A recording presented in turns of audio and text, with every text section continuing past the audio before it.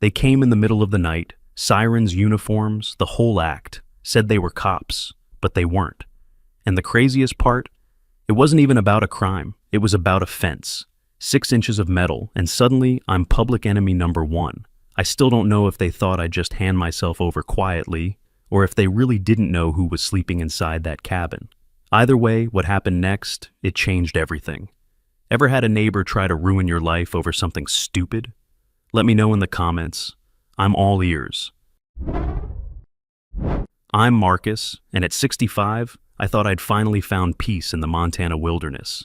After 30 years as a wilderness survival instructor and mountain security specialist, I figured I'd earned the right to some quiet, but peace.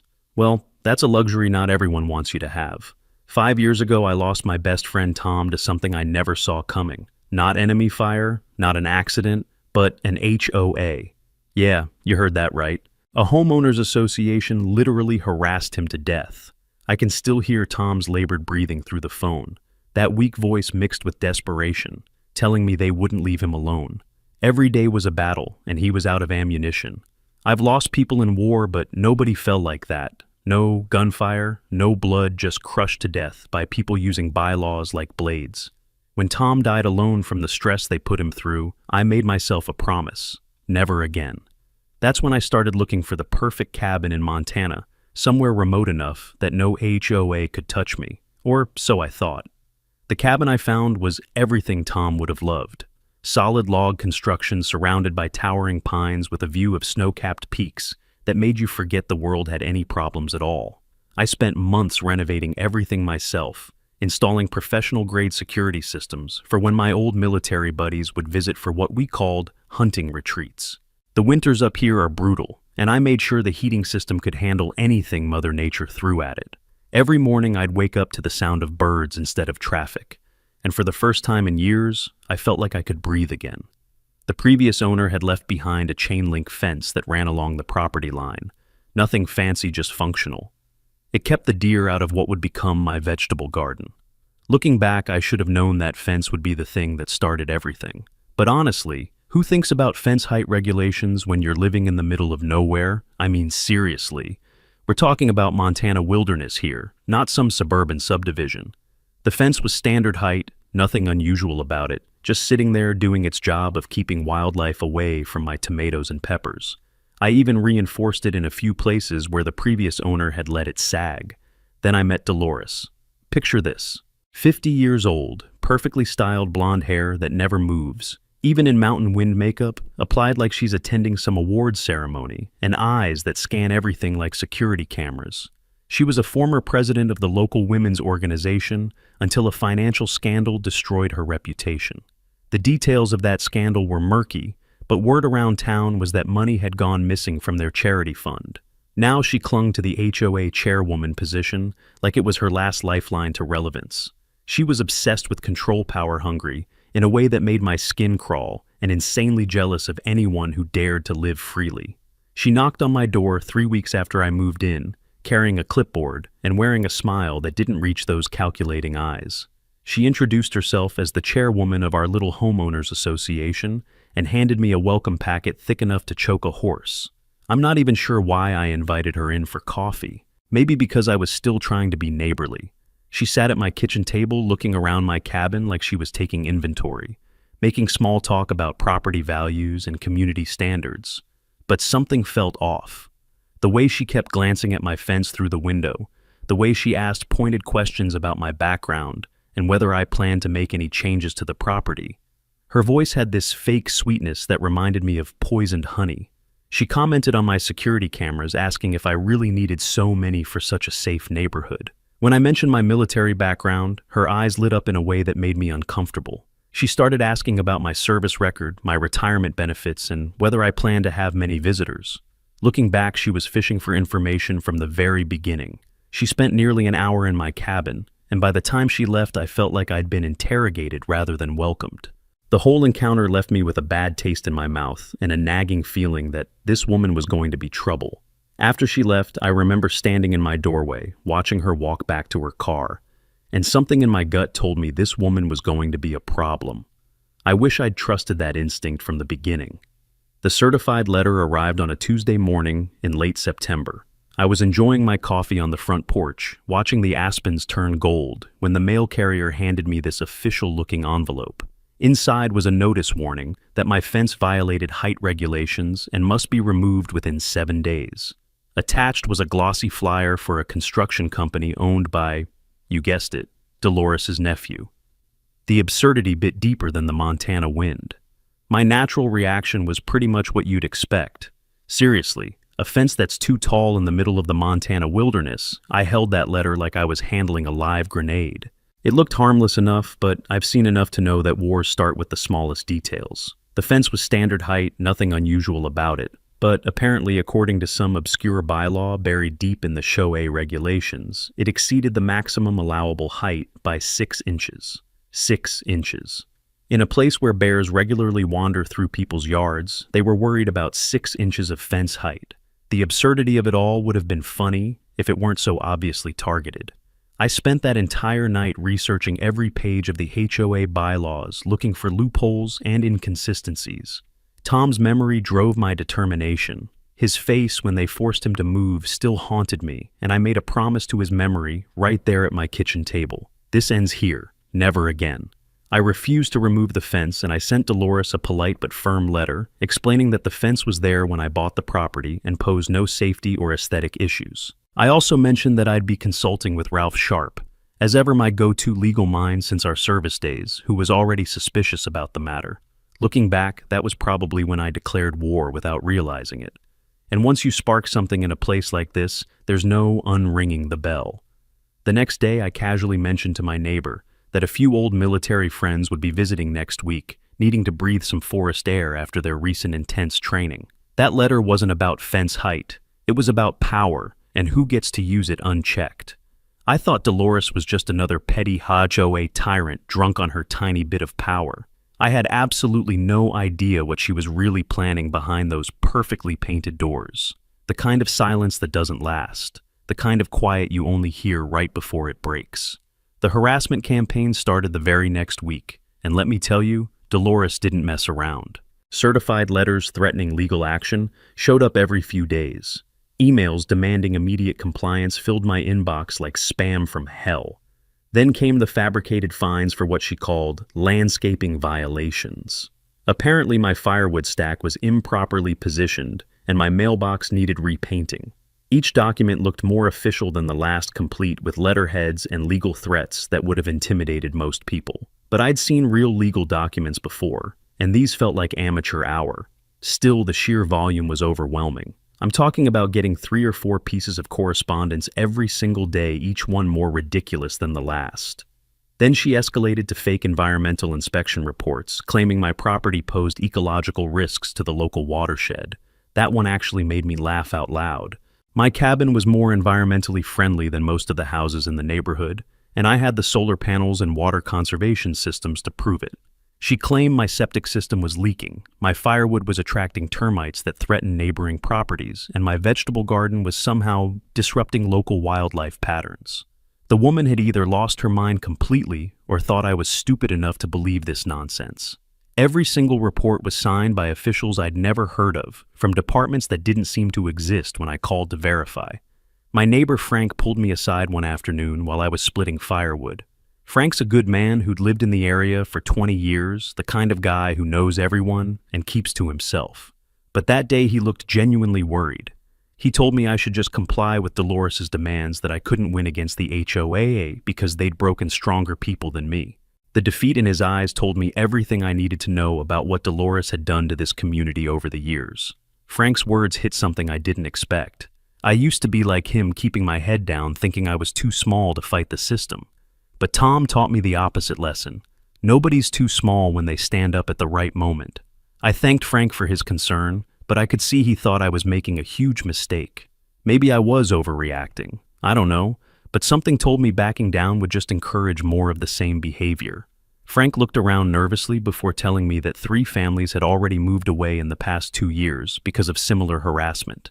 He whispered that Dolores had a way of making life unbearable for anyone who didn't fall in line with her vision for the neighborhood. The way he said it made my blood run cold. This wasn't just about my fence. This was about something much bigger and more systematic than I'd realized. That's when things got really strange. A well-dressed man in an expensive suit showed up at my door, asking to rent my cabin for what he called a few quiet days. He was vague about his business, left a business card with just a phone number, and something about his eyes felt completely wrong. The man claimed to be a writer looking for inspiration, but his hands were too soft for someone who did manual work, and his questions were too specific about my daily routines. I politely declined, but my instincts screamed something was off more than just HOA harassment. Why would someone drive all the way out to my remote cabin to ask about renting it when there were plenty of vacation rentals advertised online? And why did he seem to know so much about my property layout without me telling him anything? I filed the card away, but not before photographing it running a quiet trace through a friend still on contract with federal security. Looking back, I should have known this was connected to everything else happening with Dolores. The timing was too convenient, and the man's interest in my security systems was too pointed to be casual curiosity. He'd asked about my cameras, my alarm system, and whether I had any weapons for protection against wildlife. At the time, I thought he was just being cautious about staying in an isolated location. Now I realize he was gathering intelligence for someone else entirely. I called Ralph Sharp, as ever my go-to legal mind since our service days, who was already suspicious. We'd served together briefly in the early days, and he'd gone on to become one of the best lawyers in the state. He listened to everything I told him about Dolores, the harassment campaign, and the mysterious visitor. When I finished, there was a long pause on the phone before he said something that chilled me to the bone. This wasn't personal revenge, he told me. There was something much bigger happening here. HO. As don't usually escalate this fast unless there's serious money involved. Ralph agreed to look into the legal aspects, but he warned me to be very careful. People don't usually go to these lengths over a fence dispute. The surveillance began shortly after that phone call.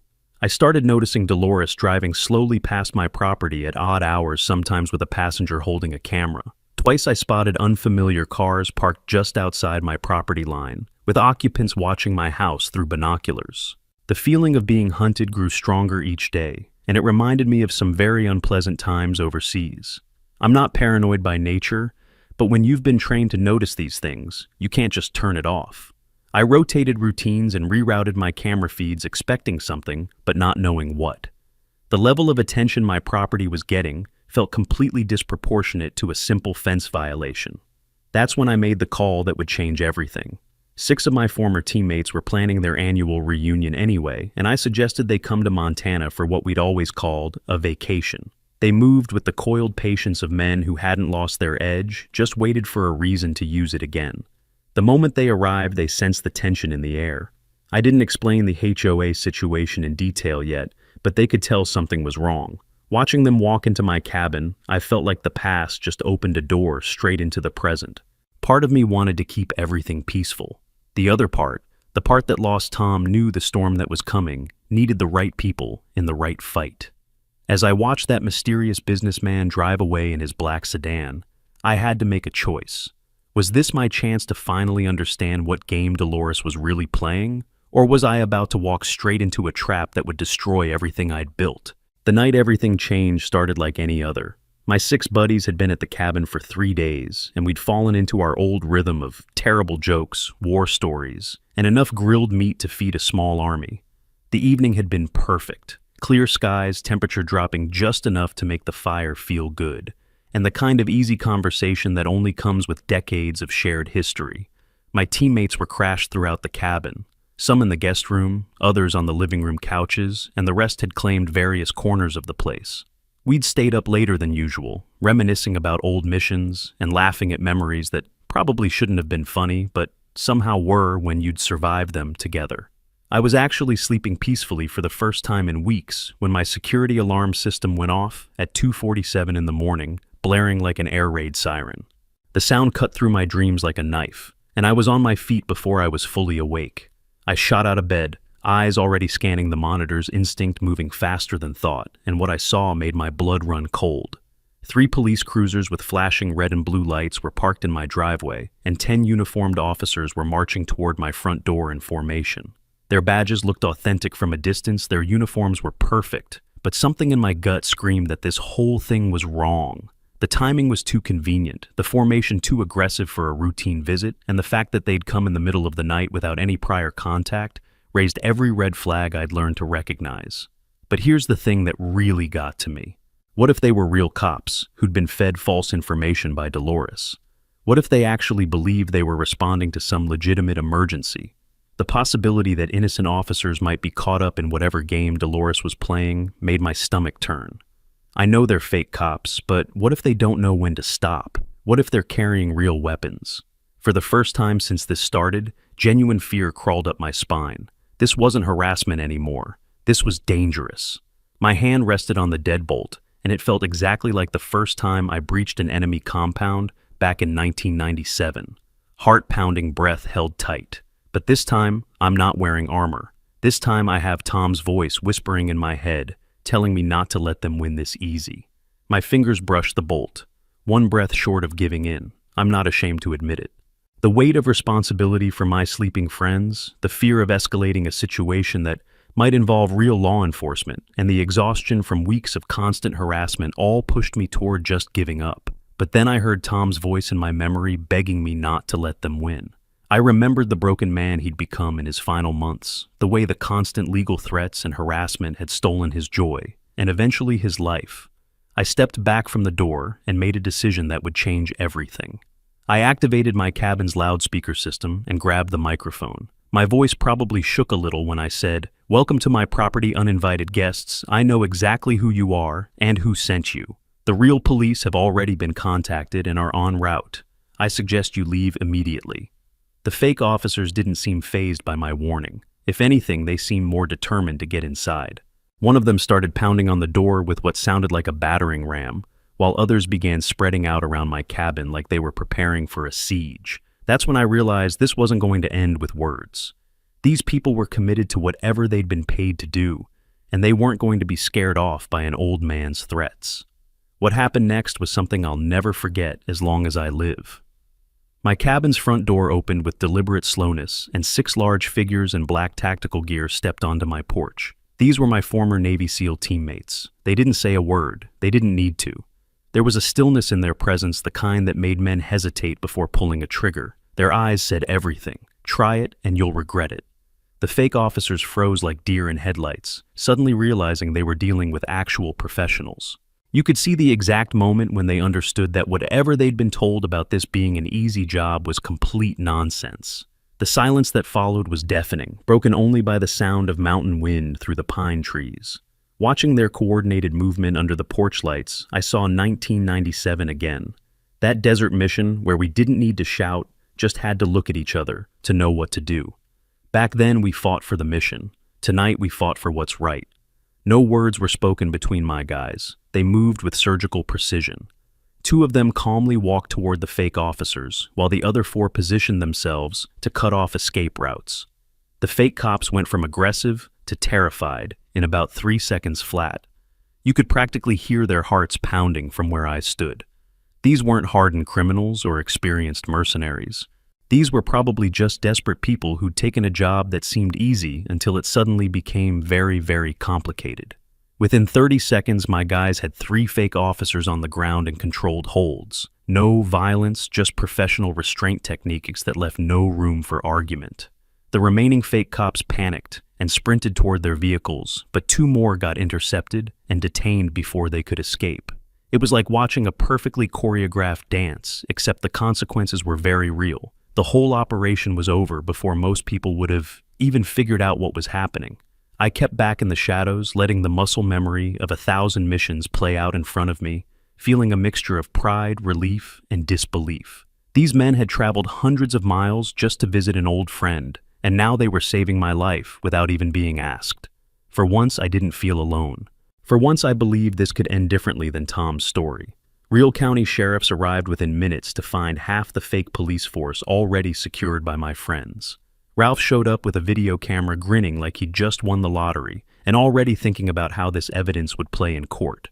The real officers were professional and thorough, taking statements from everyone and hauling away the fake cops in actual police cars. But the best part was watching the news of this spread through the neighborhood like wildfire. Word travels fast in small communities, and by morning, everyone knew that Dolores had hired fake police to try to arrest me in my own home. I thought this would be enough to make her back down, but I was wrong. As I watched Dolores's bedroom light stay on until dawn that night, I knew this victory was just the beginning. She wasn't done with me, and honestly, I wasn't done with her either. I foolishly thought that after the fake police fiasco, Dolores would slink away in defeat and leave me alone. Instead, she came back with a vengeance more calculated and dangerous than ever before. The woman had apparently decided that if she couldn't intimidate me with fake authority, she'd destroy my reputation in the community instead. What happened next was like watching a masterclass in manipulation, and I have to admit for a while there, she almost had me convinced I was the problem. Her first move was brilliant in its simplicity. She announced a massive community beautification project funded by what she called reserve funds that had been carefully saved for years. $75,000 for park renovation and pool upgrades, complete with a grand groundbreaking ceremony that included local media ribbon cutting and speeches about community values. I'm watching her cut that ribbon and smile for cameras like she didn't just hire armed men to break into my home 3 days earlier. The whole thing was surreal. Local news crews interviewed her about her vision for the neighborhood, and she came across as this dedicated community leader who only wanted the best for everyone.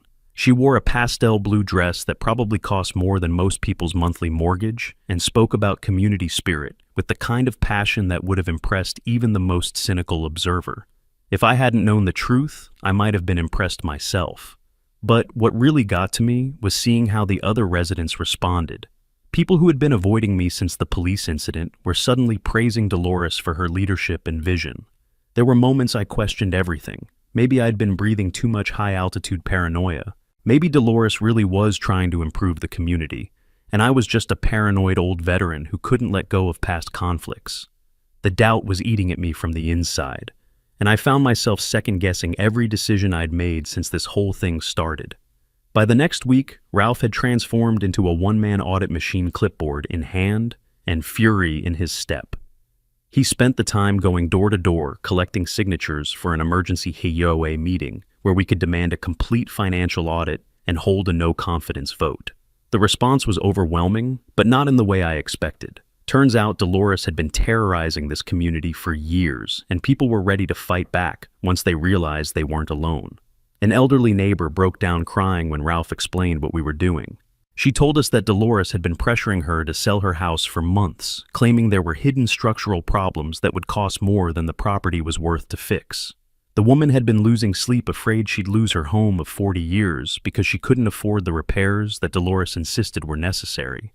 Frank, my neighbor, who'd warned me to just comply, suddenly found his courage and admitted he'd been getting harassing letters too, but was too afraid to fight back. He'd received citations for his garden sprinkler creating too much noise, his dog barking at wildlife, and his pickup truck being parked at the wrong angle in his own driveway. The pattern was becoming clear, and it was uglier than I'd imagined. But Dolores wasn't finished with her tricks. She impersonated a grieving neighbor to petition the county claiming I was armed and unstable, a smear so personal it hit like shrapnel. The email claimed I was unstable, potentially violent, and that the fake police incident proved I was dangerous to my neighbors. It described me as a paranoid veteran who'd brought armed mercenaries to terrorize law enforcement officers.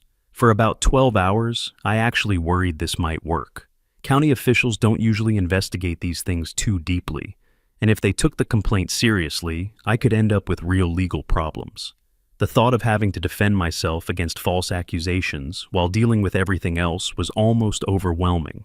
But Ralph's technical skills saved the day when he traced the email's IP address directly to Dolores's home computer. The woman had apparently never heard of digital forensics or thought she was too smart to get caught. I've seen plenty of deception tactics in my time, but I never thought I'd face digital warfare from an HOA president. Maybe I'm getting old, but I'm definitely not getting dull. Ralph also discovered that she'd been using multiple fake email accounts to create the illusion of widespread community support for her policies. The woman had basically been having conversations with herself and presenting them as grassroots movements. What would you do if someone tried to frame you after already sending fake cops to your door? Would you back down to keep the peace, or would you double down and expose everything? Because that's exactly the choice I was facing, and the decision I made next would determine whether justice got served or whether Dolores got away with everything. Gary, my neighbor, who I'd barely spoken to before this started, approached me privately with information that changed the entire game. Gary was a retired police detective who'd been quietly investigating Dolores's claims about reserve funds, and what he'd discovered was going to blow this whole thing wide open. The way he looked at me, half apology, half fire, I realized he wasn't just angry. He was ready to burn her system down. He'd found shell companies' suspicious property transfers and connections to a major resort development corporation that was looking to build in our area. I've seen this kind of land grab before, just not in Montana. Instead of using weapons, they use bylaws, signatures, and fear. Same basic strategy, theft disguised as authority. Gary showed me documents that revealed a pattern of property acquisitions that stretched back 3 years, all connected to companies that led back to Dolores's family. Our petition succeeded with 78 signatures out of 85 possible households, which told me just how fed up people were with Dolores's reign of terror. She continued her petty harassment campaign, cutting off my water during a pipe inspection that never happened, sending code enforcement for imaginary violations that somehow always got resolved before the inspectors arrived. But I was beyond caring about her small games now. I had a detailed plan for the final confrontation, and Gary's investigation was about to provide the ammunition I needed. And we were about to kick down the door on something bigger than any of us had imagined something no HOA rulebook could contain. The community center hadn't seen this many people since it was built, back in the 1980s. Every seat was filled, people were standing along the walls, and you could cut the tension with a knife. The air was thick with decades of suppressed anger and frustration, and I could feel the energy building like electricity before a thunderstorm. I'd never seen so many of my neighbors in one place before, and the energy in the room was electric. Some people had driven from 2 counties away after hearing about what was happening. Ralph took the room apart one spreadsheet at a time, every lie surgically exposed under the projector glare. Recordings of Dolores hiring the fake police sworn statements from the arrested officers, financial discrepancies and HOA accounts that even a casual observer could see were suspicious. He laid it all out like a prosecutor building a case using a projector to display documents on the wall so everyone could see the evidence for themselves. I watched Dolores's face get paler with each piece of evidence. She sat in the front row wearing another expensive outfit, but this time her perfect composure was starting to crack. Her makeup couldn't hide the sweat forming on her forehead, and even her pearls seemed uneasy, twitching on her neckline like they wanted to crawl away.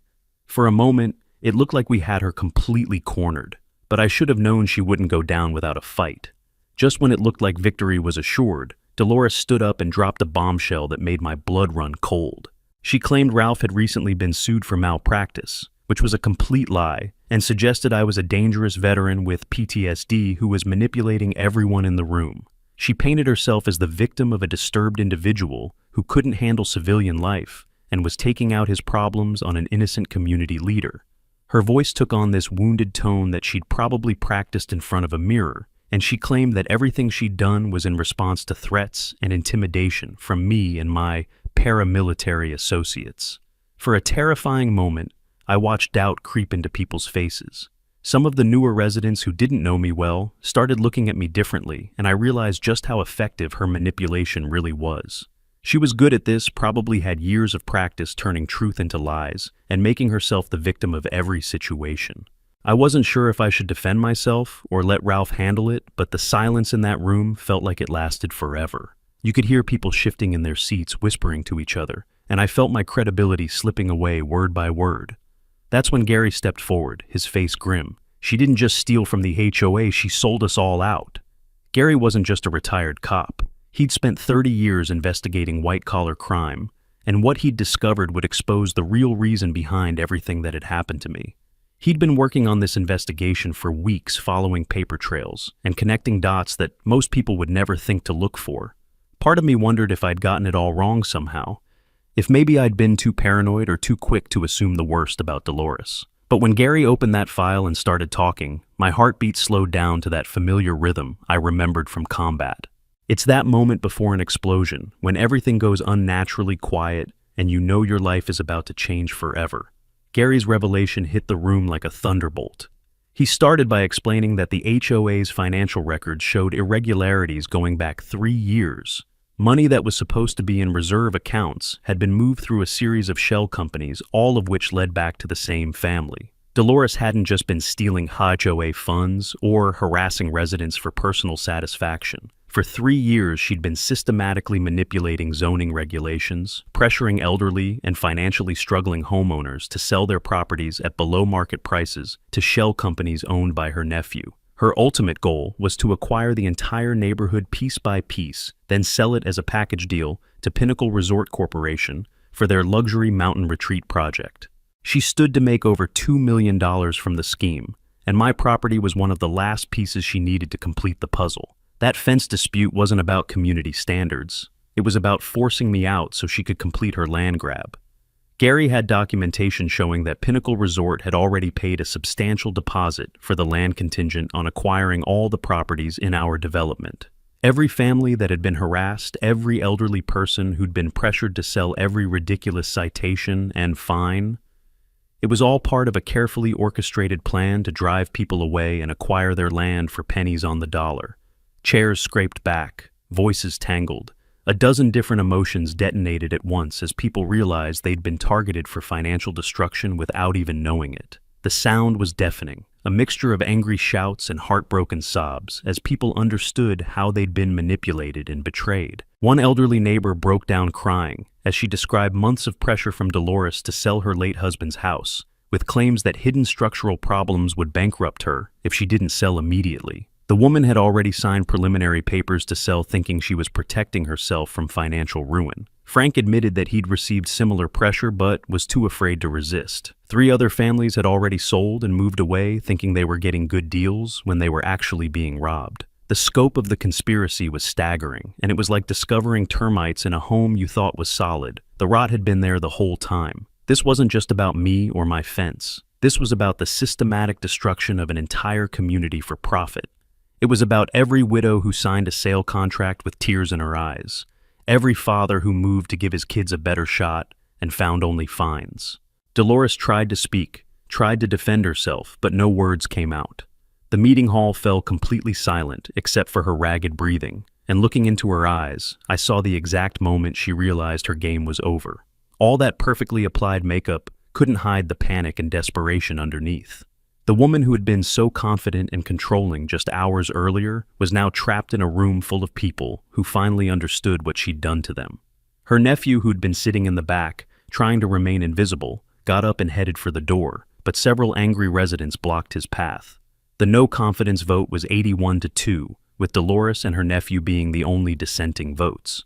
She walked out draped in silence, expelled not by vote, but by truth too loud, to hide behind pearls and power suits, while the room erupted in applause that probably woke up half the county. If you discovered your neighbor had been systematically stealing from elderly people to fund their own million-dollar scheme, what would your next move be? How far would you go to get justice for the people who'd been victimized? Because while everyone thought the story was over, that justice had been served, I was sitting in that meeting hall, keeping one final secret that would completely change how you see this entire war. Everyone thought the story was over, that justice had been served. But sitting in that meeting hall, I was keeping one final secret that would completely change how you see this entire war. Within 48 hours of that explosive HOA meeting, the county district attorney's office launched a full criminal investigation into Dolores, her nephew, and their network of shell companies. The speed of their response told me that Gary's evidence was even more damaging than I'd realized. Federal agents from the FBI's white-collar crime division arrived to coordinate with local authorities, and suddenly, my little fence dispute was making headlines across 3 states. The local newspaper ran a front-page story with the headline, HOA President Accused of $1 Million Fraud Scheme, and the story spread throughout the county faster than wildfire. Suddenly, my little fence dispute was making news in 3 different states, and reporters were calling my phone wanting interviews about the fake police incident and the land grab conspiracy. There was a cold satisfaction in watching her empire collapse, like watching a frozen lake shatter under its own pressure. Every morning brought new revelations as investigators dug deeper into her financial dealings. They discovered that the scheme went far beyond our neighborhood, involving properties in 4 different counties and millions of dollars in fraudulent transactions. But another part of me felt something I didn't expect when I saw her name dragged through the mud day after day.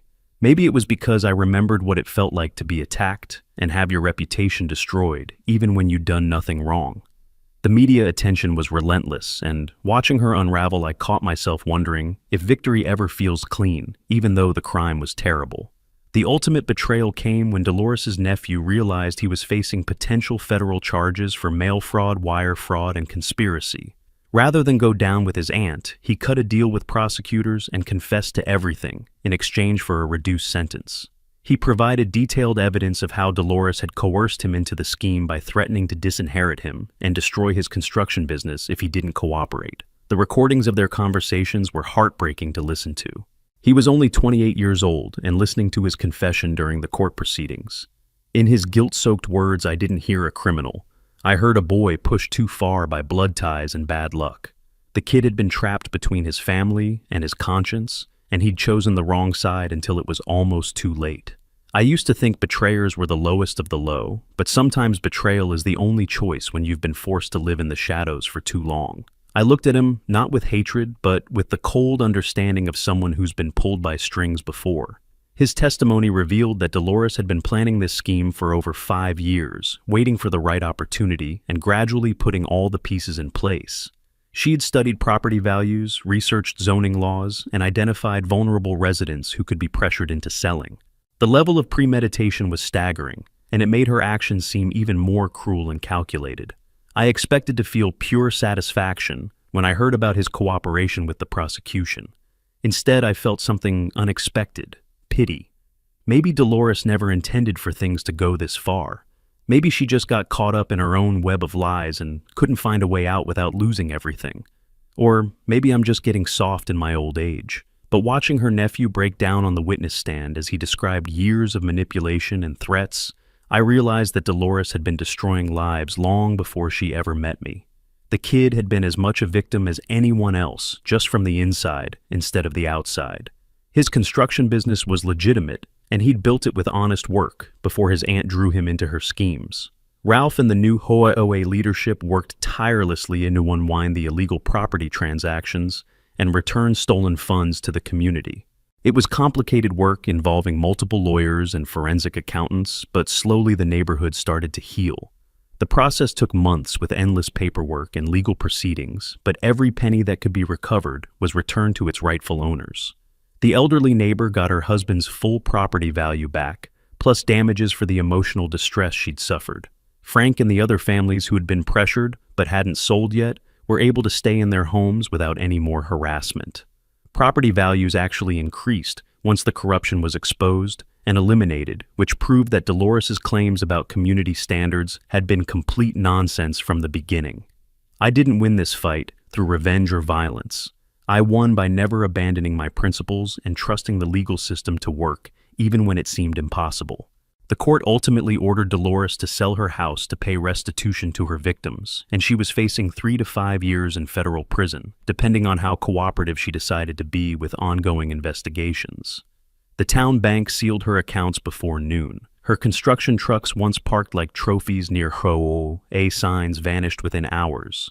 Her name disappeared from emails board's gates, erased like graffiti. On a gray Tuesday morning in November, I watched her load boxes into a U-Haul truck from my kitchen window, leaving the neighborhood forever to live with relatives in some small town where nobody knew her story. She looked older than her 50 years, broken in a way that money and makeup couldn't fix. With new leadership, our neighborhood transformed into what it should have always been, a place where people help each other instead of tear each other down. We organized community barbecues, started a neighborhood watch program that actually focused on safety instead of harassment, and even began work on that park renovation Dolores had promised but never intended to deliver. The new HOA board was transparent about finances, held regular meetings, and actually listened to residents' concerns. For the first time since I'd moved to Montana, I felt like I was part of a real community. Everyone thought that they knew the complete story now, the heroic veteran who stood up to the corrupt HOA president and won. But they were wrong. The biggest truth of all was still hidden, and it would change everything you think you know about this entire war. And for the first time since Tom's voice faded from that phone call, the silence around me wasn't threatening, it was earned. 6 months after Dolores's conviction, our neighborhood had become the peaceful mountain community I'd always dreamed of. I continued teaching survival skills to local youth groups, and occasionally I heard updates about Dolores struggling in her new life, working at a small-town diner while awaiting sentencing. The fake police officers had been sentenced to community service and probation, and her nephew was rebuilding his construction business under court supervision, trying to make amends for his role in the conspiracy. Justice had been served, the community had healed, and everyone seemed ready to move on with their lives. But I was carrying a secret that had been eating at me for months, and it was time to tell the complete truth. I received a hand-delivered letter, forwarded from Dolores's old address, and despite no signature, I recognized her handwriting immediately. She'd always misspelled separate as separate, and that little detail convinced me the letter was genuine. The letter was full of what seemed like genuine remorse, acknowledging the pain she'd caused, and asking for forgiveness she knew she didn't deserve. But one line stopped me cold and made me realize just how deep this whole thing really went. If you still have photos of Tom's old flower garden, I hope you'll plant it again. How could she possibly know about Tom's garden? I'd never mentioned it to anyone in the neighborhood, and there was no way she could have known about that detail unless she'd been researching me far longer than I'd realized. I need to tell you something that's going to change how you see this entire story. Everyone thinks they know how this began, but they're wrong.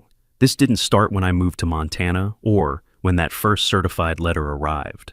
It started 5 years ago when I lost Tom, and it wasn't the random tragedy I'd always described. Tom didn't just die from HOA harassment in some distant state. He was targeted by the same type of land grab scheme in a different state by a different corrupt HOA president who wanted his property for development. The stress of fighting that battle, the financial pressure, and the constant harassment literally killed him. When he was forced to sell and move, his heart gave out from the strain. That's when I decided to become something I never thought I'd be, a professional HOA hunter. When I researched this Montana property, I didn't just discover Dolores's fraud patterns by accident.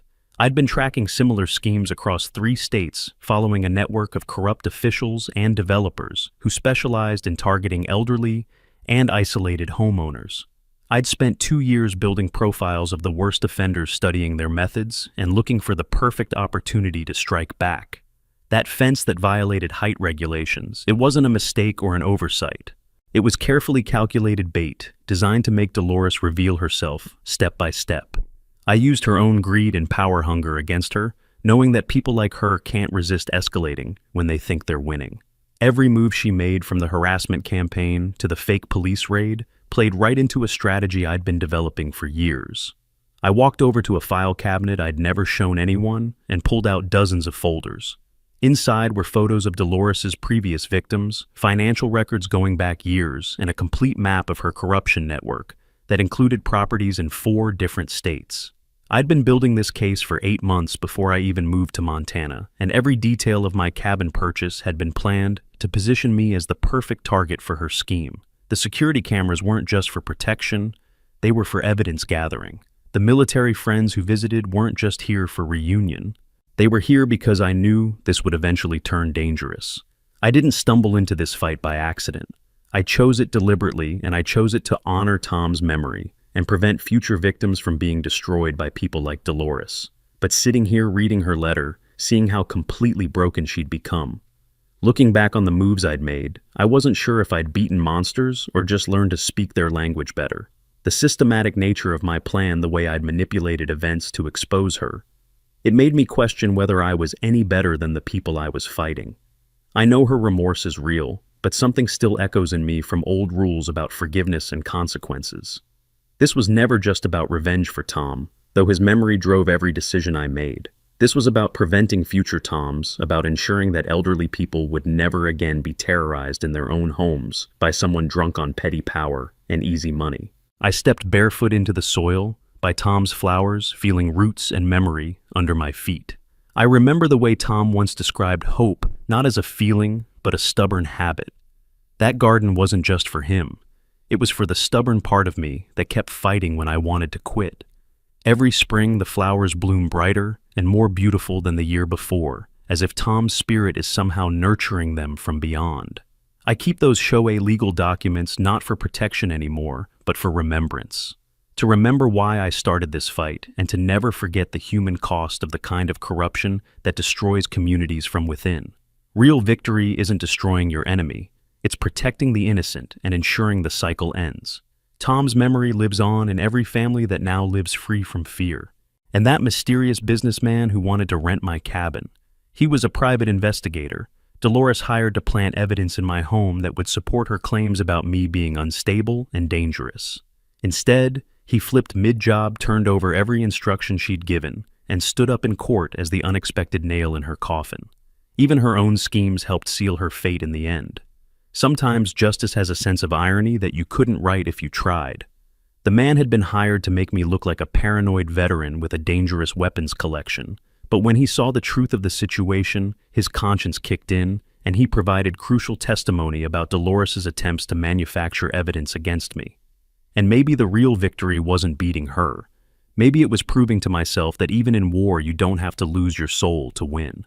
At 65, I've seen enough fights to know that the best ones, the ones that last, they're won with patience, not rage. With planning, with a clear head and a steady hand, and maybe, just maybe, with a little stubborn humanity. The war's over now, Tom can rest, and so can I. Maybe the real lesson here is when the system comes for you, you don't need to shout, you just need to stand. If you're still here, I'd love to hear your take. And hey, if this story meant something to you, there's a little thanks button below that helps keep these coming. Thanks for hanging out. Catch you in the next one. QA Stories signing off for now. But the drama, it never sleeps. Tap that bell if you're ready for round 2.